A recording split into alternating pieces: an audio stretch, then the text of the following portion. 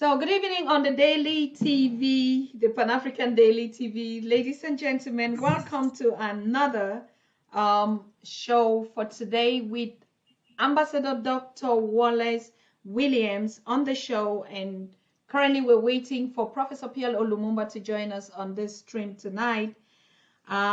Both Professor Pierre Olumumba and Ambassador Dr. Wallace are co-founders and co-chairman of Afro-KC. Afro-KC, we've heard about it a couple of times here, but the founders are all here and the chairpersons, they'll be giving us a lot of insight about that. Today, we want to talk about the creation of the Pan-African media. And joining us tonight is this exclusive guest, Professor Pierre Olumumba, as I said, would be joining us in a minute. But as you can see live on the Pan-African Daily TV, we have our eloquent expert here, Ambassador Dr. Wallace, who is going to give us an overview of what we need to know about the essence of having a media that works for the continent, a media that brands the continent, a media that promotes the continent like other medias. I mean, why should CNN report our continental stories and about African people from their own perspective, for instance? You know, what is BBC talking about Africa and how much do they know about that? Of course, we have to own a media that controls our narratives and define who we are from our history to our present, to our politics, to our economy. We have to be able to tell our own stories like Africans from origins. So tonight we want to crack on this point, the media. What is the importance of the media to the continent? We've been seeing a lot of reforms going out on the continent and in the diaspora. A lot of diaspora carrying us so massive engagement on the continent. We know about the project Afro-KC, which is thank you, Afro-KC, yes. And what has that got to do? I mean, these are very important projects, but if we don't have the media to promote, to talk about the continent, to market the resources to the world, then the world would always have to fabricate stories. And currently, we know they're always going in the negative directives to promote their donor projects on the continent. So the need for us to own our own media, the media that works for us, the media that tells our own stories from Africans to Africans for Africa is very necessary. Good evening, Ambassador, and welcome again for the second time on this program. Good evening. Good evening, Susan. Thank you. Yes. How were your impressions of the past show, Ambassador? Very good. It is why I am on the show, because it's supporting African media and telling our story through our own medium. In as little as you have an audience, it is still an audience, and that audience can grow exponentially. I think it is important that we support you and support other African medias like this on the continent, because we have to own our own narrative. You see, when we don't own our own narrative, we don't have a choice as to what we listen to about ourselves. So if you look at what the Europeans and the Asians, whether it's China TV, CGTN, or what they call themselves, CNN, BBC, etc., what they do is they choose to support, one, the narrative that they want to keep Africa in the corner that they need it to be in, and that is a donor nation or donor nations, a donor continent, begging, always begging. And then they choose the projects that they want to highlight, which has some benefit to them as well. Do you understand? So we can't tell our own stories. We can have a 24-hour narrative going on the African continent, so that you're seeing things happening by the second, by the minute. People are getting excited, people are getting involved, people are getting inspired. It's all happening.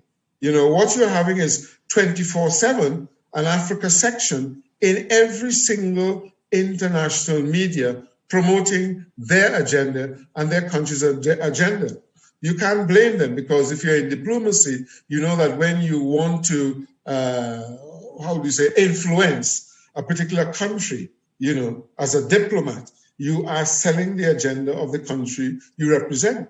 That is normal. So what are they doing? It is the countries that are selling their media, right, and their narrative to enforce the influence that they want in that particular country.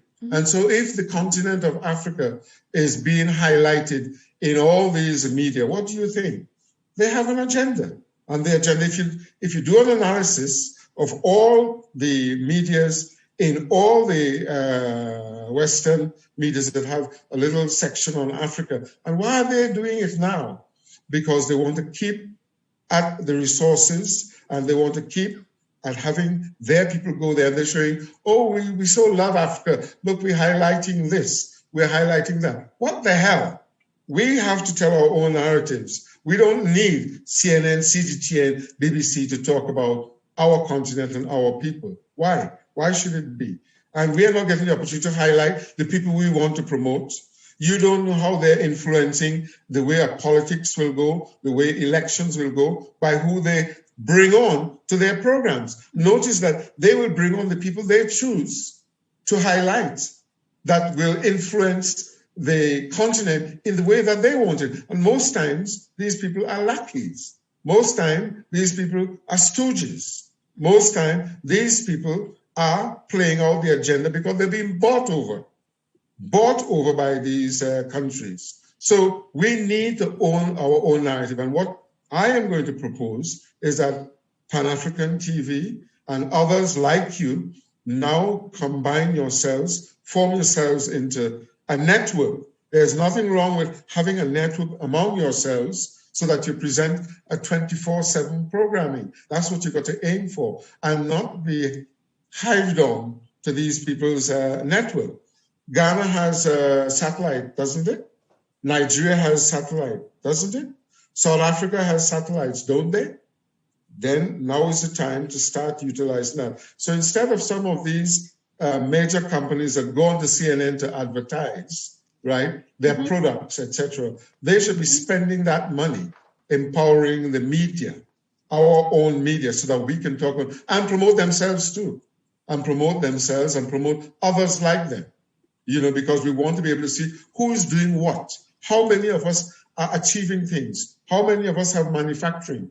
How many of us have services to be advertised or to be talked about or to be interviewed?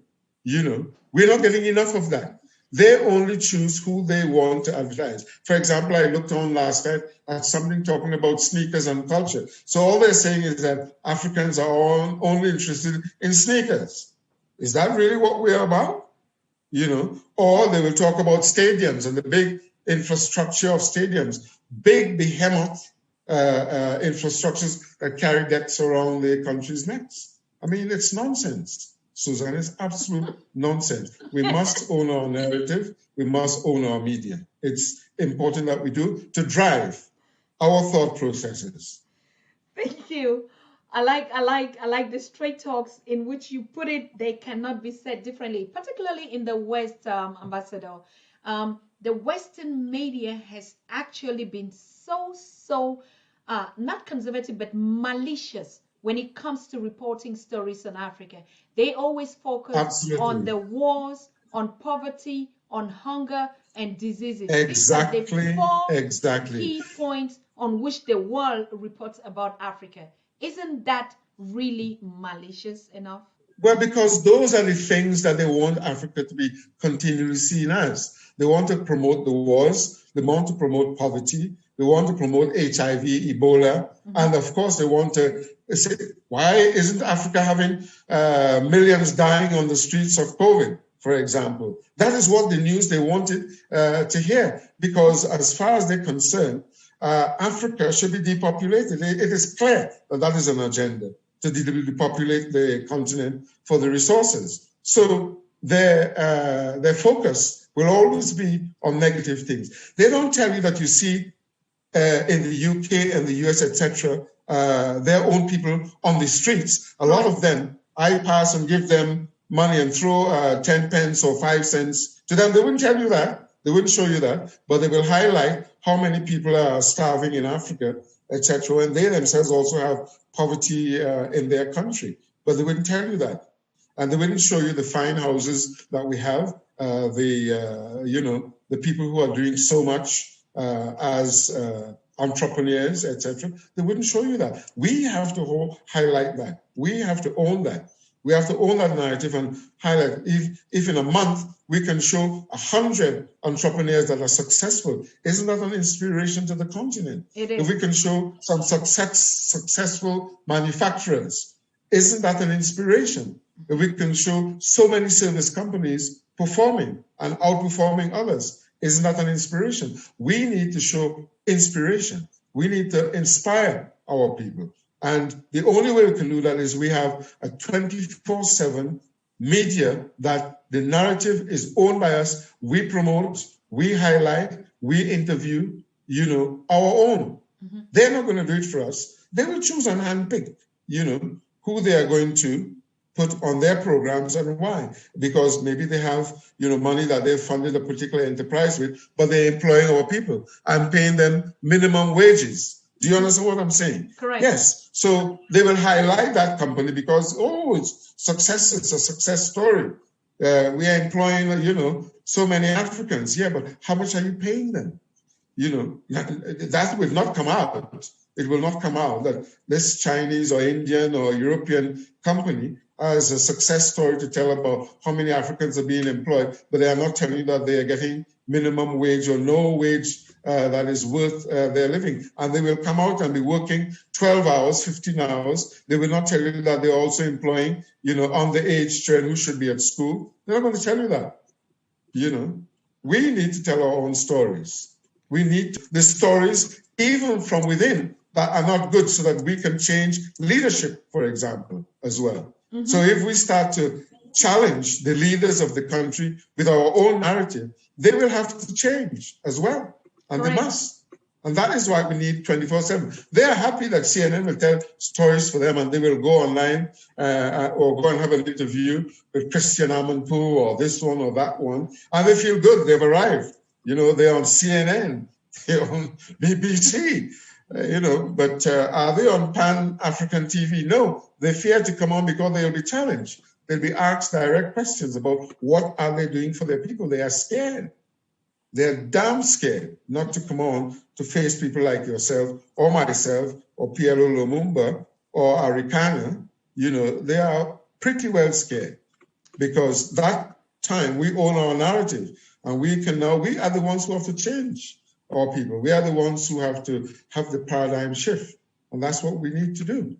Correct. I mean, if you look at the media of the world, like they say, the system, every system is built on the government, the corporations, and the media occupies the third position. Then you have the military, the police, and the people even come last, which are the resources.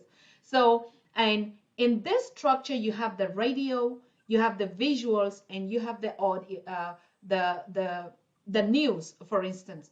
And social media. Yes, social media. Exactly. Yeah. So you see the components, these very three components is you see visuals like poverty. They're going to present a child that has, these flies on the nose, and then they report the story. And all of that. Yes, they report the story and then they pass it in on the radio. So media could be a well, what they do from that is they now go for donor funding. We want to help the poor Africans, and they go for donor funding, and then they come and then they say we have to vaccinate, we have to do this, and those are all the tricks that they use. We don't need that.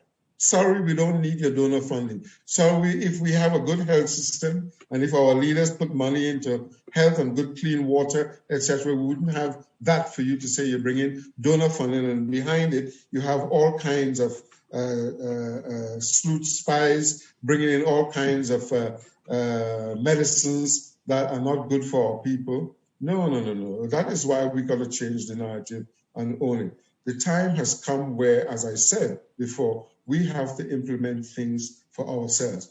Africans doing it for themselves, by themselves. Correct. African solution to African problems. And that is what Africacy is all about. And that is what myself and Pierre Lumumba are promoting and mentoring youths to get up there and take power, empower themselves, and take the leadership positions, because it's 70% of them. that own the continent. Mm-hmm. And they should be in a position now, in the next 5 to 10 years, to do exactly that. Take charge. You must take charge. So now, narrative is one of it. Audio, visual, social media. The good thing is that our African youth are very social media savvy. They're digitally inclined. Mm-hmm. So they have got the quantum leap from, they were born into the digital age. So they know nothing about analog. And that's one good saving grace. They've been able to make the quantum leap between analog and digital because they were born in that environment and they're quite good at it. Make use of it.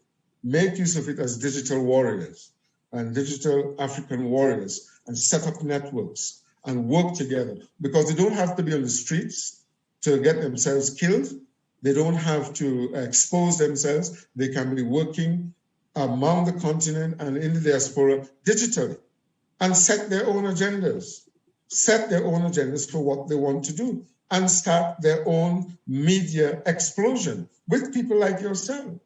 So I would say to you, Suzanne, start linking in the social media aspect with something and try to create your own version of YouTube, your own version of Patreon, so that they have it. We have the people in the diaspora, they're in the US, in the UK, they're in Africa. Let them now start to help you and others create a digital platform. Utilize the satellites that are owned by Ghana and Nigeria and South Africa and make use of it. Cable One, what you call galaxy backbone around the continent. All those are things that they can make use of. And ask the Africans who have money to fund those things. If they really want to be real, instead of going on CNN, etc., they should be coming on to you and start promoting and getting you to be big as them. And utilize those kind of money and funds they have. Absolutely. Ambassador, last time, I can remember the first interview or the conversation that we had with you, you talked about the militarization of Africa. I know this is not the topic for today, but I would just like you to give just a statement on that, because I see even in the comment that the audience is saying the militarization of Africa is a must, and that you address that point. Is there anything you want to talk about that? Yes, well, I said Africa must be militarized because if we don't militarize, we are just there and people are just going to run over us. Nigerians need to militarize, Africans need to militarize, Ghanaians need to militarize. They all need to militarize themselves so that they are their brother's keeper. How are you going to protect your resources? How are you going to protect yourselves if you're not militarized? You've got to start thinking militarized. Why? Okay, how did China get to where they get? Let's just use one example.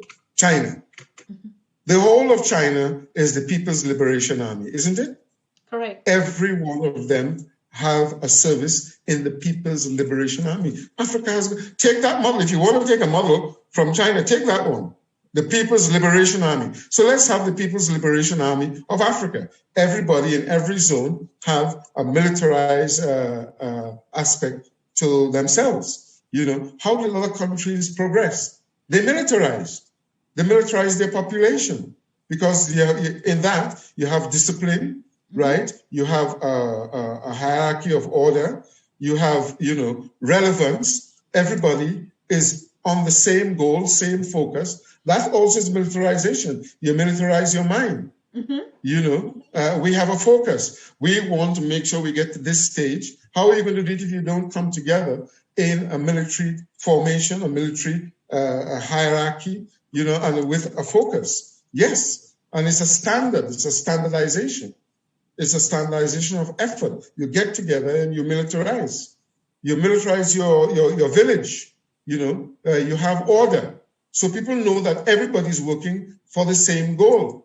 Not everybody's left, to fend for themselves, to do whatever they like to do. And, people take advantage of that. Could you go to China and go and dig up their natural resources in any village in China? No, you can't, because the People's Liberation Army are there. Meaning every single person in that village belongs to the People's Liberation Army. Isn't it? Correct. Yes. So is there anything wrong with having the People's Liberation Army of Africa? No, because we want to protect what we have. If we don't do that, they will run over us. So yes, I continue to ask for and cite that we must militarize the continent, militarize our youths, militarize, ourselves. It has to happen. Otherwise, we are just talking. There's no need to talk. Implement, start your own militarization within your village. Let us have a People's Liberation Army of Africa. We want to liberate the continent. How are we going to do it? We have to militarize. Yes. So instead of fighting ourselves, fight the enemy. Using the guns turned on ourselves, fight the enemy. With whatever you have, whether it's with cyber warfare, whether it was physical, whether it was a partnership of local content, and whatever you have as policy and strategy, all of that, has to be focused. So to focus it, I say the answer is yes. Be a People's Liberation Army, militarize the continent. Because that way we'll say, why is this base here? Please leave. We don't want you here. Why are you in my village and digging up my resources and, destroying our crops, etc.? Leave, and that comes with, militarization of the youth and the African thinking. Mm-hmm. We are no longer accepting handouts, begging, and just waiting, please, thank you, give me a job. 18 hours. You hear of examples during the COVID that they locked so many Africans up in warehouses and making them work 24 hours, sleeping on the floor and giving them bread and water. What nonsense is that? Can you go to China and do that? Can you go there and do that? No, you can't. Please. Yes, and it's not even only that, but if we look at the amount of money that all these foreign governments with their military bases on the continent and making the amounts of guns that they even sell to us, why not? If we militarize Africa, that could be a sector where we manufacture guns, and that is also a very Africa should manufacture their own. Yes, that is for sure. But I am not in the proliferation of arms business, because the proliferation of arms are used by politicians and are used by people who have no good intention for the African people, right? The biggest suppliers of arms you'll be surprised are coming from places like Sweden, Ukraine, etc. to Africa. And they all talk peace. They all talk about peace in Africa, etc. But behind the scenes, they are doing deals, billions of dollars, selling arms so that conflicts can go on, so that in those areas, they can pull out the resources whilst we, the people, our backs are turned, fighting each other. What nonsense is that? We got to be smart. We got to be smart. Yes, if we have to manufacture guns and ammunition, it should be for the militarization of the continent, to defend the continent, not to turn it on ourselves. Does China turn the guns on themselves and wipe out the entire people? No, they don't. When we look at the recent development last night in the U.S. Between the Republicans and the Democrats, we could perceive the role of the media in comparison to the Africa Continental Free Trade Area. Nothing has been said about it. It's just like a whole mega project and a milestone on the continent. You don't hear it anywhere. But just as because we don't own our narrative, we don't have the ability to talk about what is the next steps for the African free trade. How is that being disseminated in the media within Africa? And having a common, understanding.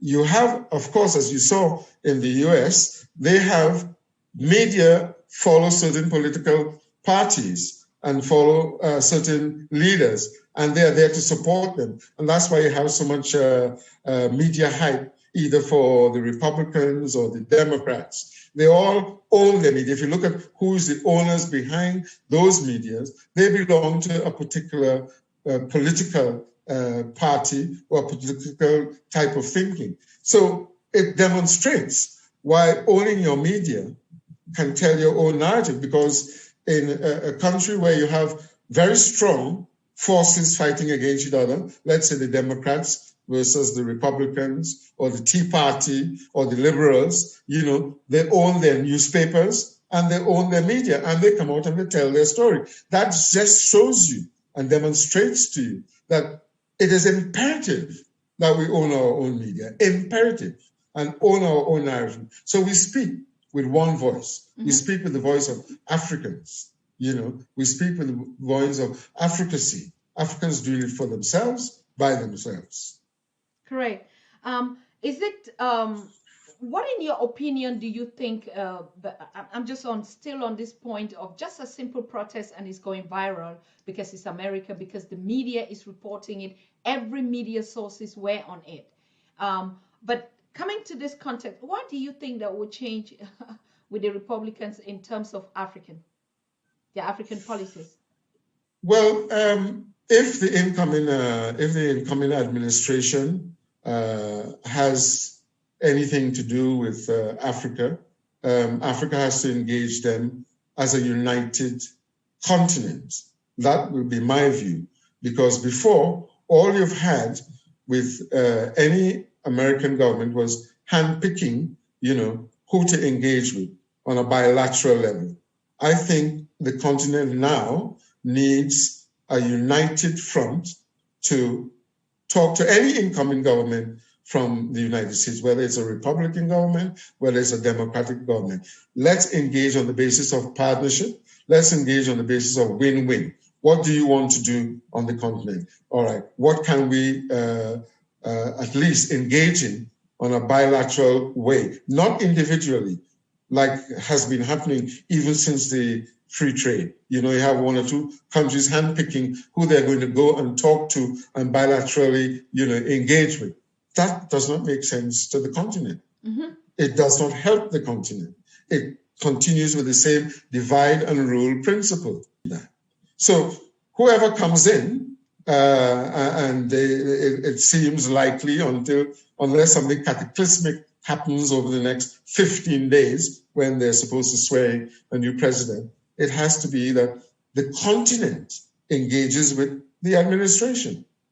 You know, the continent, you know, says, okay, Joe Biden, Pamela Harris is what the continent would like to discuss with the United States of America, for example. You know, and, you know, these are our objectives. How can you help us with our strategies and our goals? And we have a win-win together. So you're on equal footing. That's what Africa has to start getting to. It has to get onto the basis and the platform of equal footing. We speak as one voice, one continent, and we engage others on the same basis. Every time we have 54 countries to choose from, right, then they take advantage of it because they know you're not united. You're not the United Nations of Africa. You know, you're not the United Kingdoms of Africa. You know, you're not the Confederation of Africa. You are just Uganda. You are just Kenya. You're just Nigeria. You're just Ghana. And then they now come and meet with you and hush hush and decide to do deals. And mainly it is for your resources. That's it. End the story. It is for your resources. Nothing more, nothing less. You think they like Black people? You think they love Africans? Oh, no, they don't. They love what you have. They love your resources. It's very sad, Ambassador, that we are still not having Professor Pierre Lumumba here.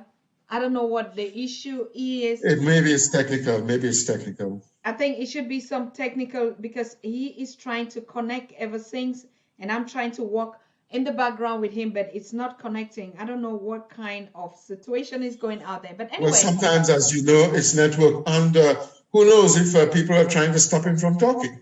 Yeah, that's another thing. He doesn't own his network, does he?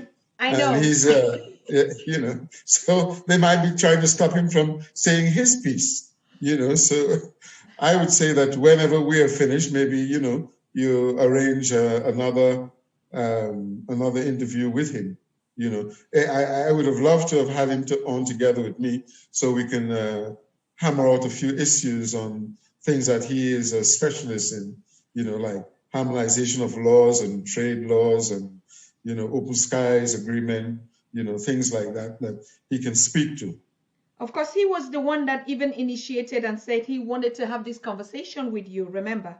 So Yes. I think Yes. the issue is really a matter of, not trying to get the connectivity, but I see his PA, Amos Oyango, is doing everything and saying that we should be patient. They are working on the technique, and he would be joining anytime soon if possible. Yeah. I get it. Okay. Good. So, but last time or 2 days ago, I mean, the interview that you had here is trendy. We have more than 3,000 on this source that have watched, and more than 10,000 on other sources. And people are getting the reaction, and the engagement is very high. Now, one of the things and the questions and the feedbacks that Africans are really, really interested about your conversation and your power is the implementation. Number one. Right. And number Absolutely. two, Go ahead. number two is the Marshall Plan. Now, some Yes. people that did not follow on that are watching you right now. What would you talk about that? Well, the Marshall Plan is that Africa must have a Marshall Plan. We've got to collapse and make null and void like the Berlin Conference and start looking, since we now have a free trade area, we now have to go back and look at how do we have a contiguous, movement within the continent that has now removed something that has been a colonial trap for the continent. So one of the first things in the Marshall Plan is to declare, all the presidents should declare the Berlin Conference and the Berlin map null and void. That's one of the first things. And now sit down with a think tank, right, and develop Africa's Marshall Plan, AMP, we call it that, right? After that, we're talking about implementation. So when you set up a Marshall Plan and you set up development goals, and I say it should be yearly, because we don't want to be thinking 20, 30, who's going to be around to implement those things? But, it's just pie in the sky. So it should be yearly plans that, you can performance measure your leadership. So if we agree, like I said the other night, that year one is going to be health for all, free for all, that is the standard for every one of the presidents on the continent. If we say education for all and free education for all, that should be the standard. So they have now rediverted their resources to prioritization of implementation of goals for the continent that has been established by the think tank and the Marshall planners, and that is what we need. We need Marshall planners, to sit down and say, right, now that we've got rid of the goddamn Berlin Conference and colonizers who just, carved up Africa for themselves, and that is now a thing of the past, we now redraw our maps, how we want to redraw it, based on either kingdoms, based on either contiguous peoples, It is for us to decide. However we do it, it is our business. That's none of theirs. So we do that. And then after we've set our Marshall Plan and our goals, China did it. Mao Zedong did it 50 years. He planned 50 years where they were going to be today, and they're there. So I'm saying, let's take something from even those people. They did it. So they had People's Liberation Army. They had the 50-year plan, 5-year, 5-year, 5-year, over 10 periods, and they achieved what they wanted to do. We now reducing ours to 1-year plans, and then 5 years, and then 10 years, and implement them. That's it. That's what I talked about, and that's what I will keep harping on. Implementation, implementation, implementation. The time for talking is over, and I don't like talk. I'm not a talker. I'm an implementer. I'm an action person. I don't talk. Correct. It's nonsense to talk, because everybody eloquent and can talk. But after you finish talking, where's the implementation? What have you done? Okay, I have a question in the chat, and someone is saying, please kindly ask Dr. This is Caroline Kunga saying, please kindly ask Dr. Wallace if he knows of the UN, or what the UN has achieved in the Democratic Republic of Congo. I have no clue. I wish I knew, and I can talk about it, but I don't know. I have nothing about it. Does she have something that she wants to offer or wants to debate about, or information she wants to present? Here's the medium to present it. This is where we own our own narrative. If she knows something, say it. That's the point. Because if they're doing something and we don't know, the rest of the world may not say it because they have a particular goal, objective in the particular environment or area that they're in. So she asks that question because she knows something. Then come on and say, I don't have to say it. If she knows, talk. Be open. Okay. The next question I'm seeing here is from Obeham. He said, Dr. Williams, we need also to cut the umbilical cord of the old colonial type of education. What's your opinion on it? Well, education is education, wherever you get it. But what he said there has some relevance. For example, if you are on the continent, you want to learn about, methods, methodologies that we have evolved, that we can take to the next stage, right? You want to learn your own languages. You want to learn about your culture. You want to learn about the sciences that we have employed, thousands of years before. Fine. There's nothing wrong with learning from other people's environment, as long as you're going to make use of it, right, for the benefit of your environment. So if you take knowledge that is from another environment and it will add value to what you're doing, sure, there's nothing wrong with that. But the point of cutting the umbilical cord, I think what they're trying to say is that there should be more focus on education that, will be ours, the way we will analyze, the way, for example, you might do a theory in Harvard. It has no relevance to Nigeria. It's better you go to Lagos Business School in Nigeria and learn what are the vagaries of doing business in the country that people, captains of industry there can tell you. That's your environment. Harvard can't tell you. They wouldn't be able to tell you that, you need so much power or you need,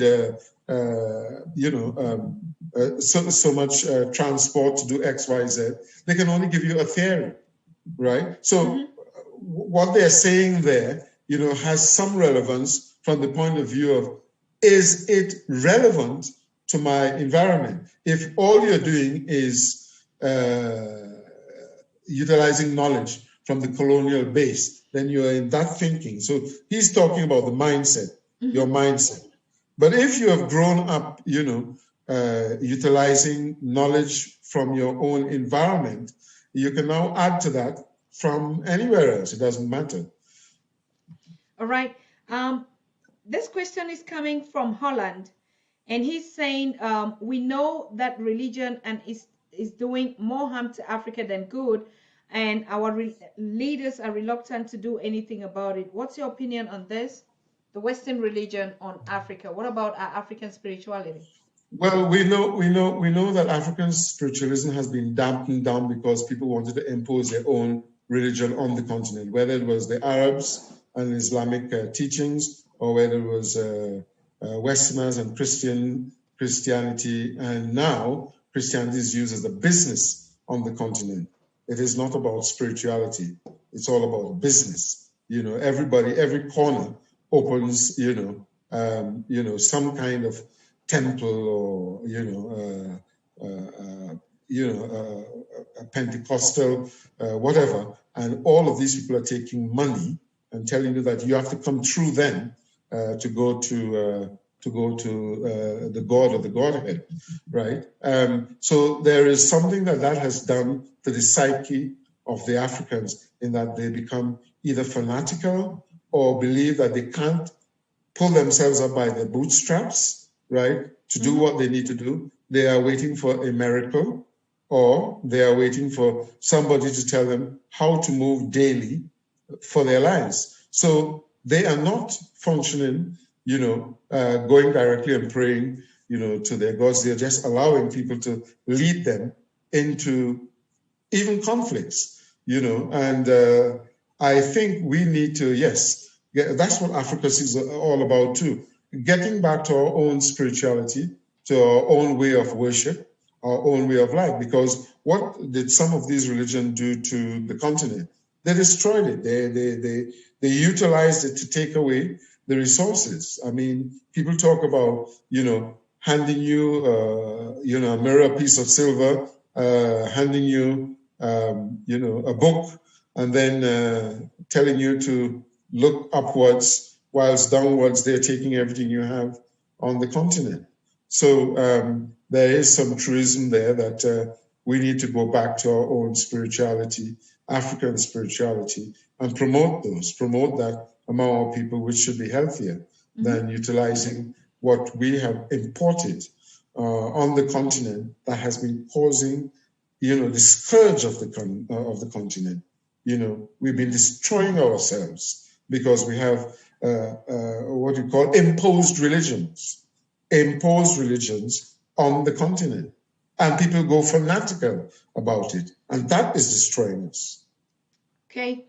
I think all this still fall under the component of the Pan-African media that we are talking about, the need for us to create that. And you are a very instrumental person on the day in the diaspora and also on the continent. You've talked about the satellite in South Africa, the satellite in Nigeria and in Ghana. Ghana is very strategic because I think the one in South Africa is a little bit, I don't know, owned by non-Africans. No, how are you, Susan, how are you going to link up the continent if you don't get everybody inclusive? Correct. They have to be inclusive. South Africa is not out on the sea, it's part of the continent. It's not about choice, it's about inclusiveness, and it's about working together. So whatever, media resources that East, West, North, and South, and Central Africa has, they should try and pull it together and get, a 24/7, multimedia, complex, and proposition so that we own our narrative. That's all I'm saying. You can't say South Africa is too far or Ghana is too far west or no. Everybody, all hands must be on deck. And this is part of the think tank. Part of the think tank will bring in, the technocrats and the ones who have the ability and capability and technical know-how to put that together. This is all part of the think tanks. So the think tank can set up committees on media, on food security, on health, on education. It's all part. How did the Westerners do it when they colonized? They had a think tank. And they say, okay, you will take care because you get this resource for that, etc., etc. And that's how they did it. That's all they did. They had a think tank and they set up their own subcommittees to ensure that their plan was implemented and worked. And it did for a period of time. Now that we are waking up, they're still trying to thwart that by controlling the media and controlling, the politics and everything else on the continent. And we have to take charge. Okay. I mean, we would have to take a break, and taking a break means we're opening up the lines for calls because I see your questions are coming in the comment, and they are really, really many. A lot of people are even saying, oh no, these are two big brains on the continent, and we don't even want to put them together. So it is better that we handle Dr. Ambassador Wallace today, while we get Professor Pierre Lumumba for another day, because the knowledge that you're sharing here is very, very pertinent. We should not be distracted on this. So lines are open for you to ask your questions directly. Call on 4915782112379 and ask your direct questions. In that case, I would continue with this one. Has to do with negotiating the contracts, like I think you mentioned on the Africa Continental Free Trade Area. And Stephen Field is saying, I feel when we negotiate the new contract, they must meet the cost of training in whatever skills that we need to train experts to be able to study these contracts before we even renew them. Well, of course. I mean, you're putting the cart before the horse. right now, because after the horse has bolted, the question is being asked. I remember what I said. I said we were not prepared. We needed at least, a 10-year period to build up to this and put all those things in place. Correct. Understanding contracts, understanding trade agreements, understanding, what it really meant in terms of win-win for the continent. Everybody rushed and signed, yes, and we have a free. Hello? Hold on. I think there's a call. Glendon, hold on. Ambassador was about to finish something before you pick on the call. Just hold on. Go ahead, Ambassador. Yes, so preparation is the key. Everybody who had free trade areas opened and worked towards it, like I mentioned again, the Chinese before they got to WTO, prepared. They had everything down pat. They made sure their technical people had reviewed everything, their legal people reviewed everything, the trade experts reviewed everything, and when they came, they were prepared. How prepared is the continent? Correct. Because the continent is not one, it's not united as a united front to make sure there was standardization. Key to everything is standardization. Are the trade agreements standardized? Is anything standardized for the rest of the continent? The harmonization of the laws, and this is where I wanted Professor Lumumba to be on, to expand a little bit more on trade agreements and harmonization. So please pick those up with him when you have the interview with him, and I hope it's tomorrow, so that we don't lose momentum. No problem. All right, I'm picking the calls, please. Hello? Hello. My name is Stephen Eiffel. Yes. I'm calling because Stephen what? the question that I posed was not posed correctly by yourself. Forgive me for saying so. No problem. But go ahead. The point I'm making is this. When we renegotiate the contract from the conference, from the Berlin conference, anything that I'm not hearing you properly. The incoming parties want to perform, they must pay for the training of our people, so that in the process of us doing the work with them, part of the 50-50 partnership deal should be that they train so that when they leave, we then have experts in the field. I said that already. I said that the other night. You're correct. You're quite correct. I said that part of the win-win for us is, skill gap, meeting of the skill gap, local content empowerment, training and skills, utilization. So our people benefit from whatever they know and they have brought. They're not knowledge-based skills. Because if it's a win-win and the strategy is that we are partnering, let's partner fairly. We're not saying that we don't want to trade with the rest of the world, but let's do it fairly. Let's make sure that, Africa benefits for her people whilst you benefit for yours. And, it's a marriage. We enjoy the fact that we participated together, and we can look at another partnership, in another area. But what people like to do with the continent is come and take advantage of the lack of knowledge, lack of skills, lack of training, and they just want to make huge profits on impoverished people of Africa. That's the formula, and we've got to stop that formula, and we've got to change that formula.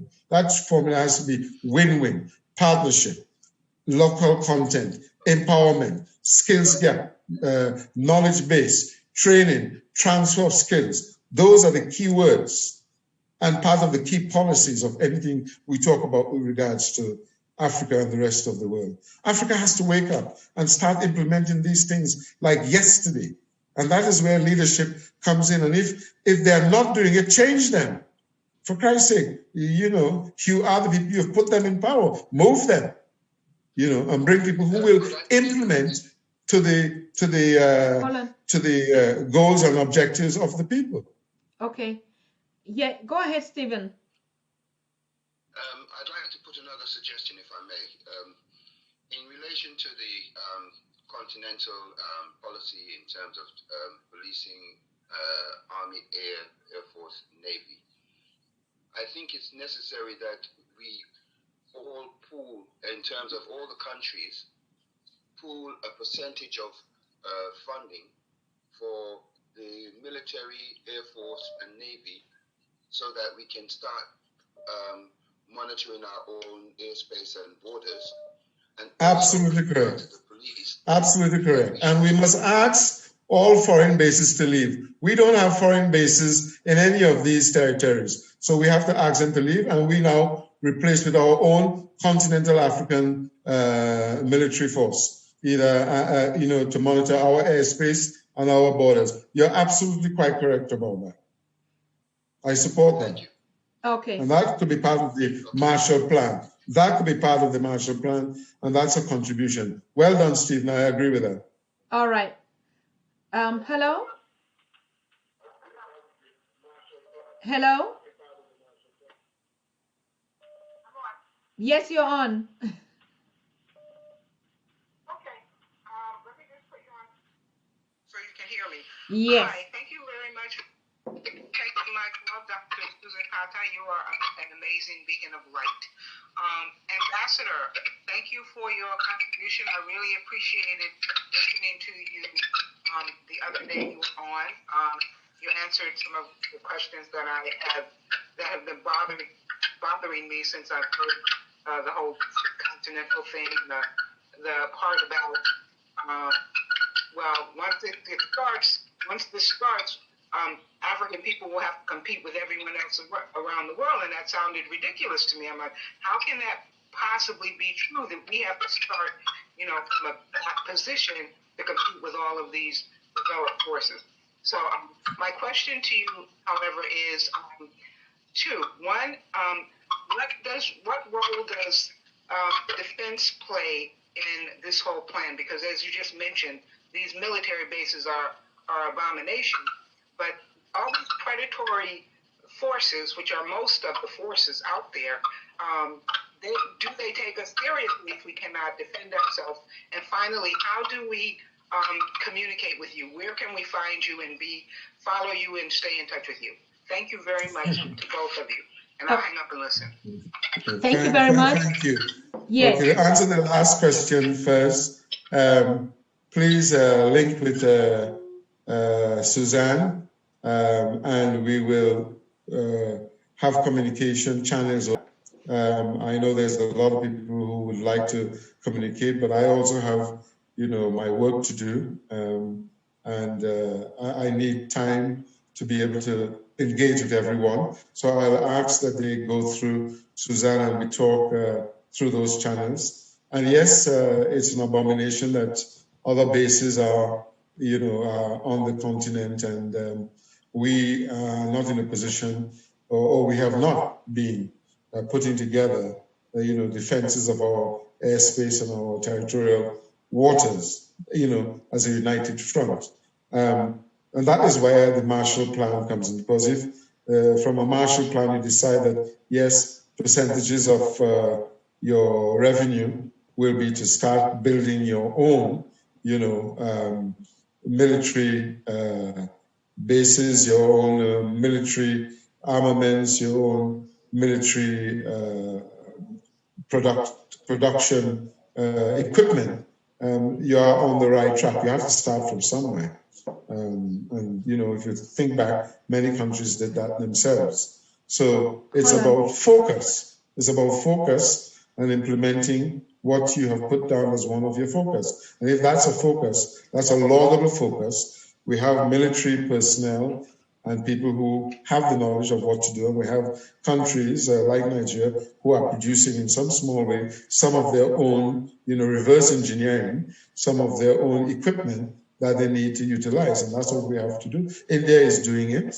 China is doing it. Why can't Africa do it? We have, a collective of experts on the continent who can now get together as part of the subcommittee of the Marshall Plan on defense of the continent. So part of the Marshall Plan is defense of the continent, defense of our airspace, defense of our territorial waters. Why should we have anybody else's bases, strategically linked and strategically positioned on the continent just because they are supporting their people?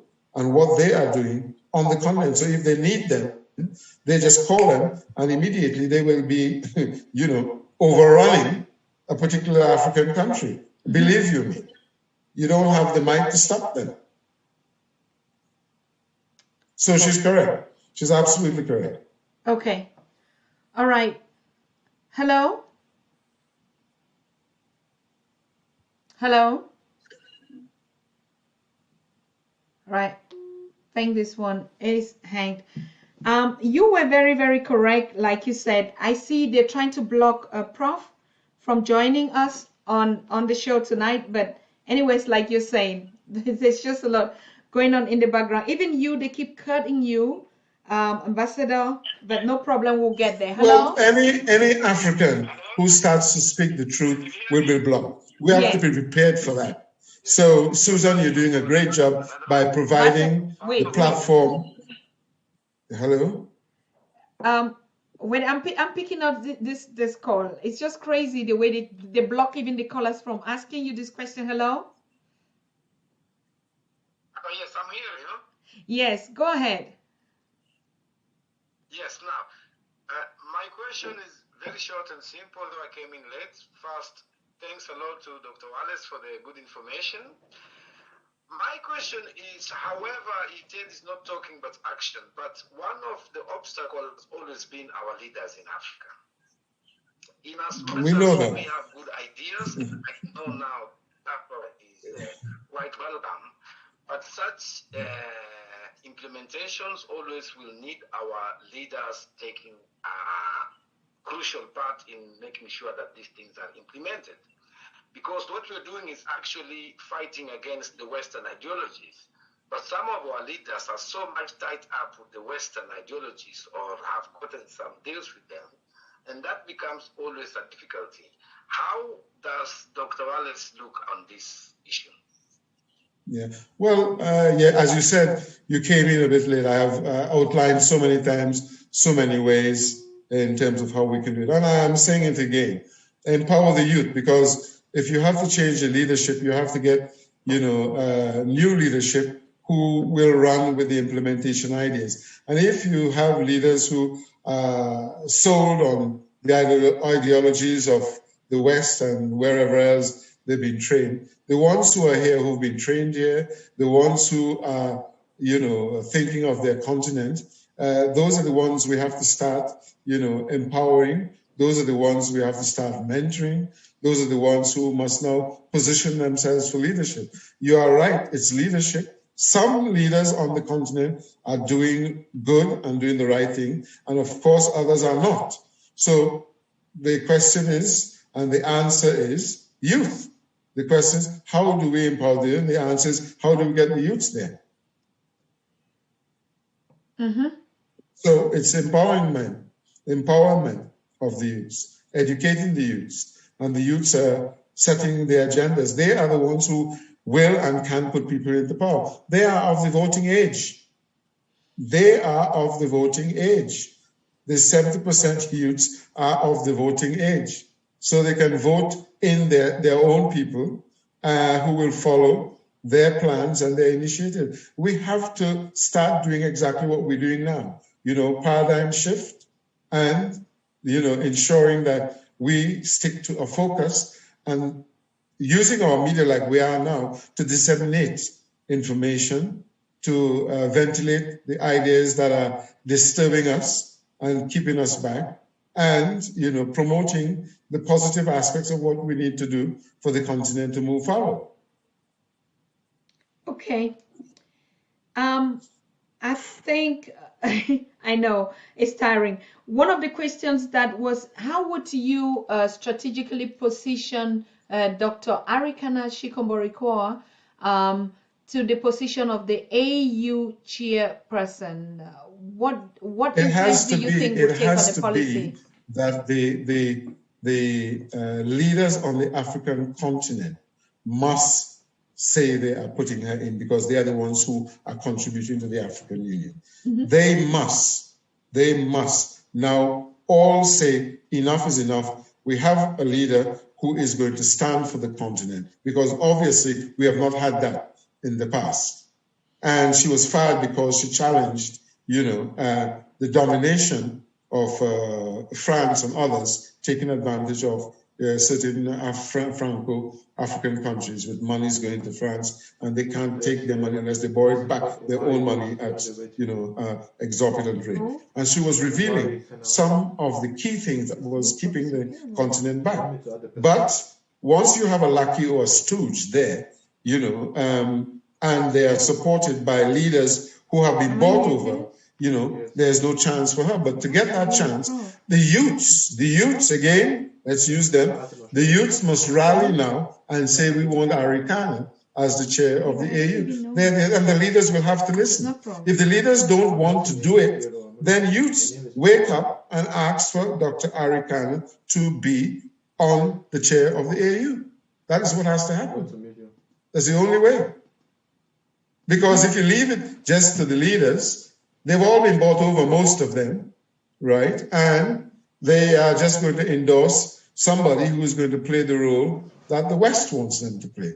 Arikana is for Africa and for Afrikaners. PLO Lumumba is for Africa and the Africans on the continent and in the diaspora. These are people who should now formulate and agitate on behalf of the continent, because the so-called African Union is supposed to be the United States of Africa. And that is why I talked about the other night about, the United African States negotiating on behalf of the countries, not the individual countries. Because when they have separated you, you're weakened. You're absolutely weakened. Correct. So if someone, they fear Arikana being in the chair of AU because she's going to put it right. They fear PLO Lumumba as a part of the team because he's going to put it right. He knows, right? They fear Julius Malema. They fear Julius Mafunga, because these are people who are our think tanks at the moment. And therefore, they have to be blocked. But if the youths rise up and say, these are the people we want to take charge of the continent, they will have no choice. Absolutely. They will have no choice. Of course, they So fear Ambassador Dr. Wallace. Activate and motivate the youth for an issue. If this is one of the issues, Suzanne, do it. That's what you have your Pan-African TV for. Set up, an activation for the youths to get their leaders to vote for Arikana as chair of the African Union. Simple. Correct. Hello? Hello? We have this call from Australia. Wait. Hello? Hello, can you hear me? Yes. Yeah. How are you, doctor? Very well, thank you. How are you? Thanks, thank you. Yeah, I had sent a question to Ambassador, but I think I joined late and probably he had answered it already with regards the bilateral agreements that are already existing and the issue of the loans that are owned by African governments to multinational institutions. I didn't hear that first. These should be immediately declared null and void. Why? Because they are called multinational because they are on paper bilateral, but in effect they are not bilateral, they are unilateral, because there's nothing for the African child there, and therefore these need to be renegotiated immediately. And then I wanted to probably add also to the issue of skills. Can you hear me? Yes. Yeah. A little bit audible. Yeah. Okay. I wanted to add to the issue of skills as well. I don't think we have any shortage of skill in any field. If we were to look at the people that we have globally, both on the continent and here overseas, we have enough skills. What is only required is maybe identifying areas that we think we do not have enough skills. And as far as I'm concerned, maybe the longest training that could be required is that of a doctor, which may take up to 7 years. Any other training, we are looking at approximately 4 years. And 4 years is a very short period of time to build our capacity in the areas that we feel we have shortage, which means we can actually put our mechanisms and our structures in place immediately without even waiting for 10 years. And the assumption, to me, the assumption that these people will come partner with us to teach us skills, we are falling in the same trap. Remember, initially when the African Union was formed, some members wanted the African Union today, and others said, no, let's go slow by slow. And it is the slow by slow that has taken us more than 60 years to where we are now. So the moment we start talking of this is slow by slow, it means we are falling into the same trap that we are trying to come out from. My suggestion would be, now that the FTA is operational, and then it means we should implement these things immediately. And I don't know what the ambassador's response will be to that. So that we are in the same trap that we are. As you rightly said, you came on a bit later than we spoke about the skills gap, empowerment, and he's responding. And acceleration of development goals. And I talked about one-year development goals. And the skills you're talking about is traditional professions, doctors, lawyers, etc., which takes 4 or 5 years. But there are short-term skills gaps that are part of the process of development that we can utilize. But I will refer to something that I think, as you were talking, I wanted to bring on an idea that Nigeria developed, and it has been utilized to a certain extent. They set up a skills bank for Nigerians in the diaspora to say what they have and what they can do to help with the development of the country. And during President Obasanjo's time, a lot of skilled Nigerians came back to Nigeria. So the continent, as part of the Marshall Plan, could set up a skills bank where there's gaps, right? Bring home those who have the veritable skills and fill that skills gap, and also, as you said, empower with our own Africans doing for themselves, by themselves, and not waiting for others to come and transfer those skills to us if we already have it. So maybe part of what the Marshall Plan could be is that we set up an African skills bank. So we know who has what, where in the world, and they come home and start to help drive the process of skills development, workforce development, and skill gaps placement. So that might be an idea for, what we are talking about. Okay, I think we would be rounding up because there's just some technical coming up with obstructions. I don't really know what is going. It's been a wonderful pleasure, and we would have to continue on this show tomorrow because we're just having, I think, 2 minutes left, and it keeps coming up. I don't know where that issue is. So thank you, Ambassador. We would have to cut this very short. Like I said, there's been a lot of technical setbacks here. That's why even Professor PLO Lumumba cannot connect on this stream for tonight. So I suspected that. That's why I told you. Yes, that's why we need the satellite. And you see, particularly the information that you're giving out there is very relevant. I think that's one of the reasons they've been putting down their foot on our mouth. So we have to be very vigilant about that. So thank you very much. I don't want them to throw us out or cut us out, but the signals are very, very pertinent. So we see us some other time. Thank you. And for you that are watching us, please, we're going to have Professor James Small tomorrow on the show on the topic culture and political development. And yes, same time, we're going to make sure that we don't get kicked out of the streams. I don't know what is going on today. Yeah, but tomorrow we'll be live again on this topic, culture and political development with Professor James Small. It was unfortunate that we couldn't have Professor PLO Lumumba here, but we're going to program him anytime next week or within the weekend as time permits, and you will get the information there. I want to give out a shout out before we are kicked out of the stream to Tumi Tata, who just clocked 21 years today. And Tumi Tata is my first son, and he is also the boss on the technical partner of the Pan-African Daily TV. So these are the volunteers that have been putting out enough time and quality time here to support our processes for us to be able to put out this stream. He has been a very instrumental Pan-African young man coming up, and all these policies that we're putting on in place for them, he is very current on it. So to me, we love you so much.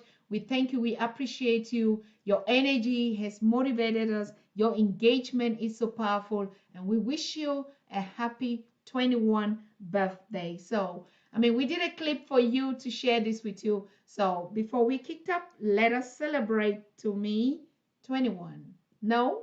Okay. Thank you. So if not, tomorrow we're going to get that on air. Ladies and gentlemen, it is just 30 seconds before we end the show. And before we go, yes, good night to you all. Stay safe out there. We see ourselves tomorrow on this topic, culture and political development, with Professor James Small. Same time. Bye-bye. Good night.